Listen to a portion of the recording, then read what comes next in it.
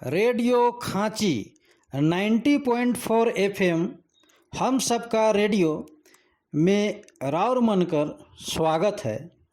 मैं doctor Virendra Kumar Mahto, assistant professor, university department of TRL Nagpuri, Ranchi university Ranchi.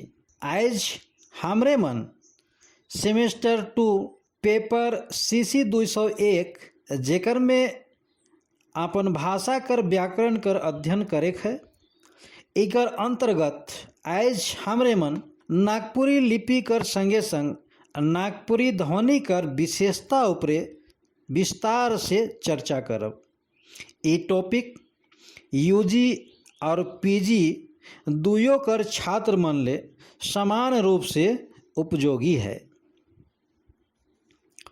Nagpuri भाषा में हमरे जे परंपरा के पाविला ओकर में देवनागरी लिपि लिखे के लगिन प्रचलित आहे।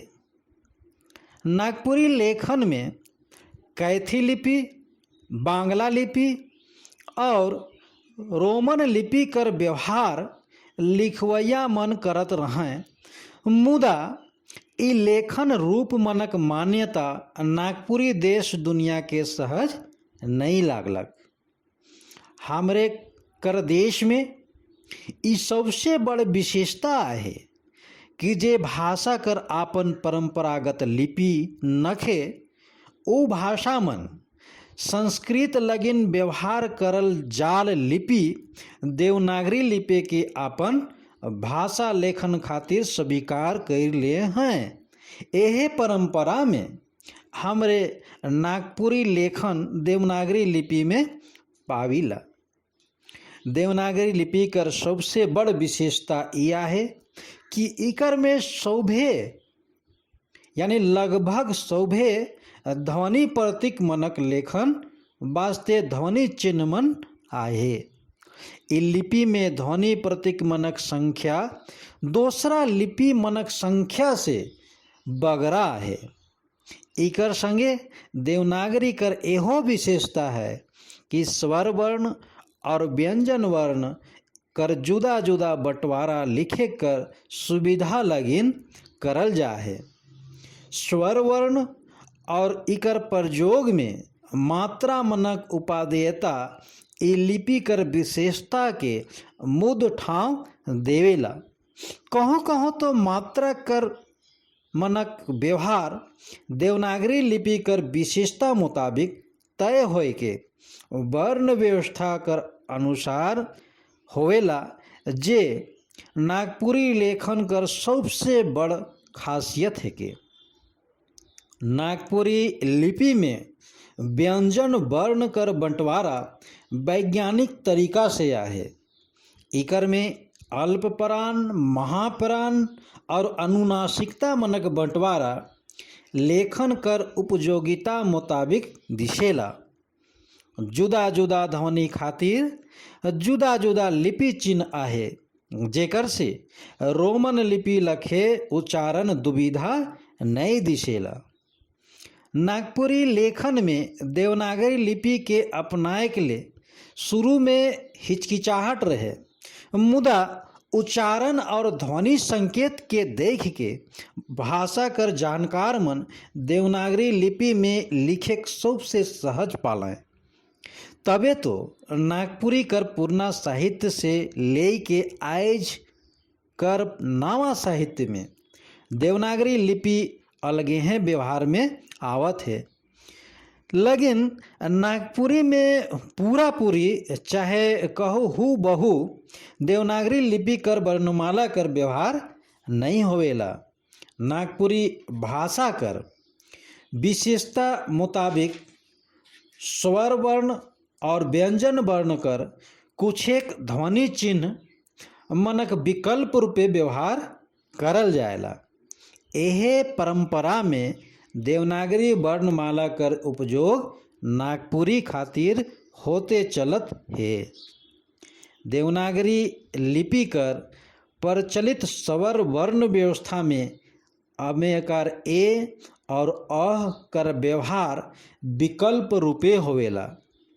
यानी मोटा मोटी अह कर व्यवहार नागपुरी ध्वनि में नखे, इके हमरे के जाने के चाहिए। री यानी र में हर्ष ही चाहे र में दीर्घ ई विकल्प रूपे होवेला। संगे संग स्वर्ण वर्ण हर्ष ई दीर्घ ई हर्ष उ दीर्घ उ कर व्यवहार नागपुरी में कहों कहों मात्रा का रूप में नहीं होवेल, बलुक वर्ण कर रूप में होवेला। व्यंजन वर्ण में ताल ब्यासा, पेट कटासा खातिर दंत श, अना खातिर न, अक्षा खातिर छ, तरा खातिर तर, ज्ञा खातिर गे या गया गे चाहे गया, सर खातिर सर सर कर व्यवहार विकल्प ध्वनि चिन्ह से करल जाएला। कहों कहों य ज में, व ब में और ल र में बदल जाएला। जेके हमरे उदाहरण रूपे देख सकीला।